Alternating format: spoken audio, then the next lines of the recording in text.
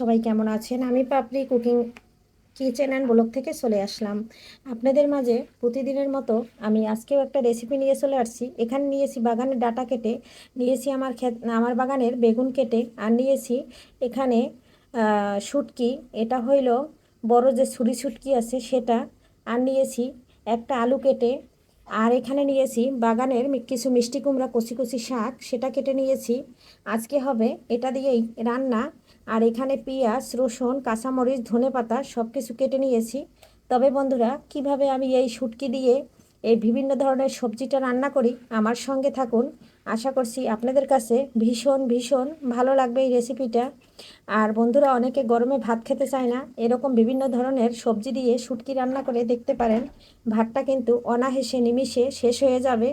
আর এখন আমার রান্না করার পালা, তবে চলুন চুলার পাশে চলে যাই। দেখুন, এখানে একটা কড়াই বসিয়ে দিয়েছি, কয়েকটা কালো জিরা আর কয়েকটা জিরা দিয়েছি ফোড়নে, যেহেতু আমি বিভিন্ন ধরনের সবজি দেব। আর এটার জন্য কিন্তু আমি এই যে কড়াইতে তেল কিন্তু আর দিব না। প্রথমে এখানে আস্তা রসুনটা দিয়ে দিচ্ছি। আস্তা রসুনটা দিয়ে একটু নেড়ে দিচ্ছি। আস্তা রসুনটা একটু ভাজা ভাজা হোক। এর ভিতরে এখন দিয়ে দিচ্ছি কুচি করা রসুন। এখানেও আমি দুটো বড় রসুন দিয়েছি আর আস্তা রসুন দিয়েছি একটা। শুটকি রান্না করার সময় যদি একটু বেশি করে রসুনটা দেওয়া হয়, তাহলে আমার কাছে ভীষণ ভালো লাগে খেতে। কার কার এরকম ভালো লাগে অবশ্যই জানাতে কিন্তু ভুলবেন না। অফ ক্যামেরায় পেঁয়াজ আর কাঁচামরিচটা দিয়ে দিয়েছি। এখন এখানে দিয়ে দিচ্ছি কিছুটা লবণ। স্বাদ অনুযায়ী লবণটা দিয়ে দেবো। রান্না করতে যে লবণটা লাগবে সেটা দিয়ে দিচ্ছি। এই পর্যায়ে আমি আলুটা দিয়ে এর সাথে ভেজে নেব, আর সাথে দেবো শুটকি। বন্ধুরা, এই যে শুটকি আর আলুটা দিয়ে দিয়েছি। এখন আমি এখানে খুব সুন্দর করে এর সাথে ভেজে নেব। ভাজা ভাজা হলে তারপরে এখানে আমি যা যা মশলা লাগে সেটা অ্যাড করব। একটু সব কিছু একত্রে ভেজে নিচ্ছি। এখন দিয়ে দিলাম ডাঁটাগুলো। ডাঁটাগুলোতে একটু জাল লাগবে। ডাঁটাগুলো দিয়ে একটু নেড়ে চেড়ে দিচ্ছি, কারণ ডাঁটাগুলো তো একটু শক্ত টাইপের, তাই একটু জাল লাগবে। এর জন্য আমি সব কিছু একসাথে দিয়ে দিচ্ছি। এখন এখানে যা যা মশলা লাগে সেটা দিয়ে দিচ্ছি। এখানে দিয়ে দিলাম মরিচ, দিয়ে দিলাম ধনিয়া জিরার গুঁড়া, আর দিয়ে দিলাম হলুদ। লবণটা তো আগেই দিয়ে দিয়েছি। এখন আমি নেড়ে চেড়ে দিচ্ছি। আমরা সবাই জানি শুটকিতে কিন্তু অতিরিক্ত লবণ থাকে, তাই লবণের পরিমাণটা শুটকি রান্না করলে একটু কম দেবেন। এখন এখানে নেড়ে চেড়ে নিয়ে দিলাম। এখানে দিয়ে দিচ্ছি অল্প একটু গরম জল। গরম জলটা দিয়ে ঢাকনা দিয়ে ঢেকে আমি সবজিটা কষিয়ে নিচ্ছি। অবশ্যই গরম জলটা দিবেন। এই পর্যায়ে গরম জলটা দিলে হয় কি, খুব সুন্দর করে সবজিটা সিদ্ধ হয়। বন্ধুরা, আমার মোবাইলটা কিন্তু হাতে ধরা থাকে, তাই একটু নড়াচড়া করে। সবাই একটু ক্ষমা সুন্দর দৃষ্টিতে আমার ভিডিওগুলো দেখে নেবেন। আর সবাই একটা লাইক দিয়ে আমার সঙ্গে থাকবেন। আপনাদের একটা লাইক আমাকে পৌঁছিয়ে নিয়ে যেতে সাহায্য করবে নতুন নতুন বন্ধুদের কাছে। খুব সুন্দর করে মশলা দিয়ে একদম ঢাকনা দিয়ে এখন আমি কষিয়ে নিচ্ছি। বন্ধুরা, এই যে দেখুন 2 মিনিট পরে চলে আসলাম। কতটা সিদ্ধ হয়েছে এই পর্যায়ে আমি বেগুনটা দিয়ে দেবো আর কুমড়া শাকটা দিয়ে দেবো। দিয়ে সব কিছু একসাথে খুব সুন্দর করে কষিয়ে নেব। তবে আলুটা আর ডাঁটাটা অনেকটা সিদ্ধ হয়ে গেছে। বেগুনটা দিয়ে দিয়েছি, এখন কুমড়া শাকটা দিয়ে দিচ্ছি। একদম অল্প অল্প সবজি নিয়েছি। এভাবে বন্ধুরা একবার রান্না করে দেখবেন, খেতে কিন্তু দারুণ লাগে। এই গরমে অনেকের মুখে রুচি নাই, এরকম বিভিন্ন ধরনের সবজি দিয়ে অল্প শুটকি থাকলে রান্না করে নিতে পারেন। তবে বন্ধুরা, আমার হাতের কাছে যে শুটকি ছিল সেটা দিয়ে আপনারা চাইলে চিংড়া শুটকি, মলা শুটকি বা আরও বিভিন্ন ধরনের বাজারে শুটকি পাওয়া যায়, সেটা দিয়েও রান্না করে নিতে পারেন। আমার ফ্রিজে এই শুটকিটাই ছিল। আমার বোন কক্সবাজার গেছিলো, ও নিয়ে আসছিল, তাই সেটা দিয়েই আপনাদের সাথে আজকে এই রেসিপিটা শেয়ার করলাম। তবে এই ছুরি শুটকিটা ভুনা করলেও কিন্তু ভীষণ ভালো লাগে। এখন আমি নেড়ে চেড়ে খুব সুন্দর করে মিশিয়ে দিচ্ছি। আর এই যে দেখুন, আমার কালারটা বেশ ভালো আসছে কিন্তু। আরও ঢাকনা দিয়ে ঢেকে দিলাম। বন্ধুরা, আপনাদের মাঝে চলে আসলাম আরও 2 মিনিট পরে।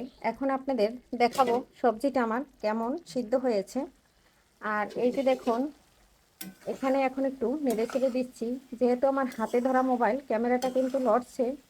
সবাই একটু আমার সঙ্গে থাকবেন। আর আমার রান্নাগুলো আপনাদের কাছে কেমন লাগে অবশ্যই জানাবেন।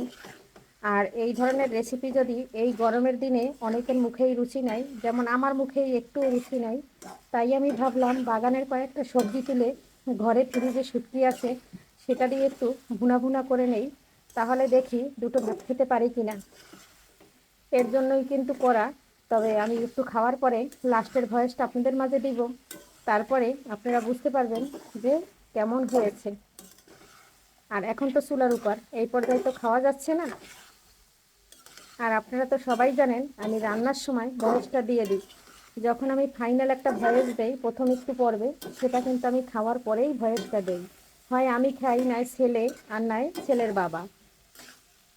তাহলে বন্ধুরা আমার গ্যাস সাশ্রয় হলো, একসাথে সম্পূর্ণ মশলা এবং সবজি সব কষানো হয়ে গেল, আর আমার এদিকে গ্যাসও সাশ্রয় হলো। এভাবে বন্ধুরা যদি আপনারা টিপস অ্যান্ড টিপস ফলো করেন তাহলে কিন্তু আপনাদের গ্যাসও সাশ্রয় হবে আর খুব দ্রুত রান্নাও হবে। এই যে দেখুন সব কিছু সিদ্ধ হয়ে গেছে, এখন আমি একটু গরম জল দিয়ে দিচ্ছি।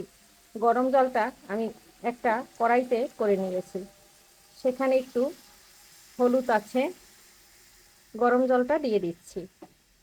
এখন আমার ডাটা আলু সব কিছু সিদ্ধ হওয়ার পালা, এর জন্য কিন্তু পরিমাণ অনুযায়ী জলটা দিয়ে দিয়েছি। তবে আপনারা চাইলে ঝোলও রাখতে পারেন, আমি একটু মাখা মাখা টাইপের করব, তাহলে খেতে ভীষণ ভালো লাগবে। যেহেতু এখানে কুমড়া শাক আছে, বেগুন আছে, মাখা মাখা করলে অপূর্ব লাগবে খেতে। সঙ্গে থাকুন বন্ধুরা শেষ পর্যন্ত। বন্ধুরা 2 মিনিট পরে চলে আসলাম, একটু নেড়ে ছেড়ে দিলাম। দেখুন আমার সব ধরনের সবজি একদম সিদ্ধ হয়ে গেছে। আপনারা চাইলে মাছটা একদম ভেঙে দিতে পারেন, আমি আস্তে আস্তে রাখবো, কারণ আমার ছেলে শুটকি মাছ খায় না, তবে সবজিটা খাবে। বন্ধুরা আবারও 2 মিনিট পরে চলে আসলাম। এখানে আমি ধনেপাতা দিয়ে দিলাম, বিলতি ধনিয়ার পাতা। বিলতি ধনিয়ার পাতাটা দিয়ে একটু নেড়ে ছেড়ে দিলাম। এটা অপশনালি, আপনারা অনেকে ধনেপাতা খান না, না দিলেও সমস্যা নাই, আমার কাছে ভালো লাগে তাই দিয়ে দিলাম।